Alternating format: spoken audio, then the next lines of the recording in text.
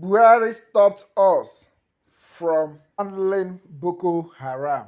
Secrets revealed. Guys, just sit down and watch this video. This is how it all started. Good morning, everyone. Good afternoon, good evening, depending on wherever you're watching us from. You're welcome back to BMS channel.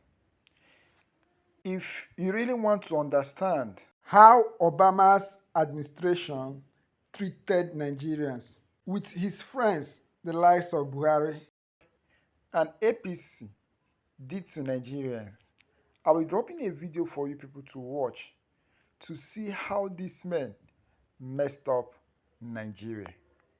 No wonder when some top politicians in Buhari's government threatened that if they are intimidated, they will talk and Nigerian will scatter. I can remember the likes of Owele Rochas Okorocha, the former governor of Imo State, also making that statement that if Nigeria threatens him too much, that if those in power threatens him too much, that he's going to speak. And when Rochas Owele Okorocha was saying this, a lot of people did not really understand what he was saying. Some persons are like feeling that he's going to expose maybe if Buhari is dead or alive. But as time goes on, they were referring to the Obama and Biden's connivance with Buhari's officials to form and fund Boko Haram to deal with GEJ government, to force Goodluck Jonathan out of government. These are faces of individuals that kept us the way we are today. USAID was used to fund Boko Haram in Nigeria. Dodge reviewed this. Thank you, Elon Musk, for a great job you have really done to Nigerians. Now, the question that is begging for answer is this. Nigerians, what are we going to do? Are we still going to be mute and allow this just go like that? Now, I want you to watch this video again. Yes, watch this video. But this time, listen to what she is saying. Just pay attention to what Patient Jonathan was saying in this video. Some people were programmed into believing this video is just a funny clip. Yes, we saw people using it to make jests. There is God though, there is God though. We saw people using it for skits. Listen to her and make sense of what she was saying. Get the message very well. Forget the messenger. You will see that Patient Jonathan is saying nothing but the truth. Do you come with two teachers? You were not informed too? Continue. No problem. God will see us. There is God. There is God in everything we are doing. Those bloods that are sharing in Bronu will answer. What of two teachers? Why yes, what of two teachers that can tell us that they conducted that exam? Do you come with any? Principal? No, too. You only you waka come. Okay. Now the first lady is calling you. Come, I want to help you. Come to find your child, your missing child. Will you keep quiet? No. Child. There is God, oh. There is God, oh. The bloods we are sharing, there is God, oh. There is God, oh. There is God, oh. There is God, oh. There is God, oh. This woman was very emotional.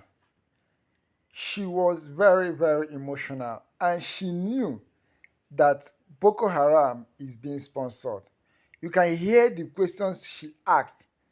Not only you waka come, the blood which we are sharing in Bronu, we answer. And it seems that blood has started answering. Watch this video, guys. But please remember, if this is your first time of watching our channel, Please feel free to subscribe to our channel, like our videos, share our videos, and please don't forget to turn on the notification bell in order to be getting our updates. Barack Obama really dealt with Nigerians. Well, yes. NGOs, there are so many things. If we want to go into NGO issues, there are so many things I had. Initially, when the NGOs came in, when we started, they didn't want any oversight function. They didn't want us to know where they were going to. We had issues with that because now they will go into the enclave of the terrorists and go and treat them. You are treating the same people that is attacking the communities. You tell them no, that you are neutral. How neutral can you be? We've had situations where allegations of arms, them conveying arms to us just to make sure that the war continues. We've had situations where they will tell you they are taking food to communities. Halfway, they will tell you the trailer has broken down. By next morning, the trailer is empty.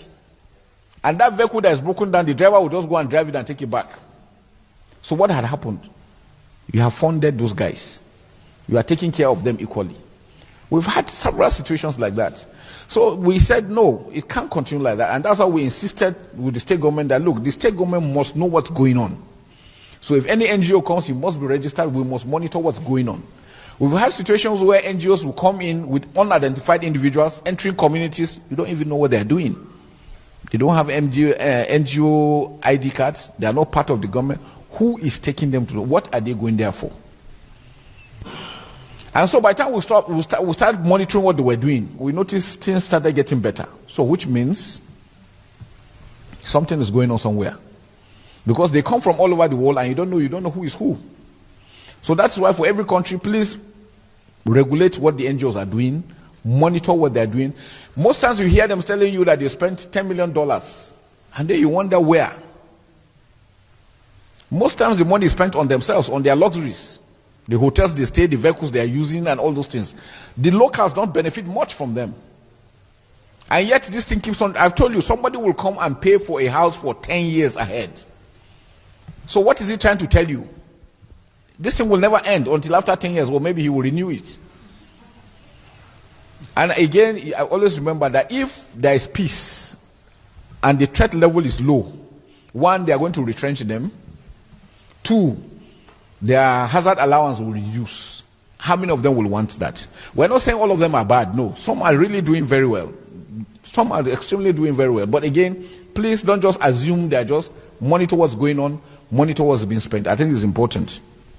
I think we've dealt with the issue. There is the last one of extermination of the... when is it going to end? Maybe I should ask you, when is criminality going to end? It's something that we have to live. No, the truth about it is just something that's the new world order. And it's everywhere. In America, how many killings are going on? It's all acts of terrorism. It's going to be in every country. It is your ability to mitigate, to deal with it in such a way that it does not affect the normal lives of the people. But acts of criminality will continue. That is for sure.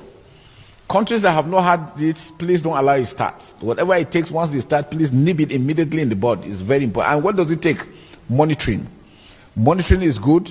Law enforcement, legal system. These are areas that we are having a lot of challenges. Mop up one area in the south was the start, and after that was done, mop up in the north.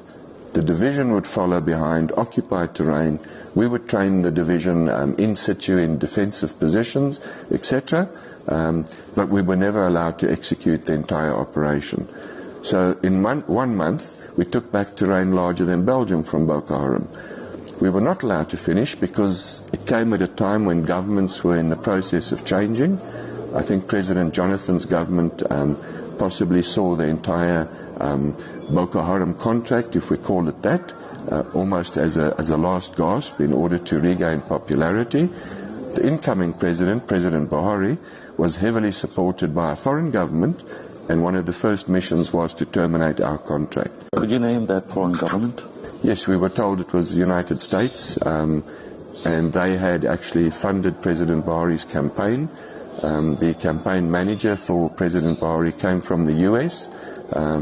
And I'm not saying that the United States is bad. I understand foreign interests, but I would have thought that a threat such as Boko Haram on the integrity of the state of Nigeria ought to be actually a priority. It wasn't. Why do you think the U.S. would intervene to abort such operation?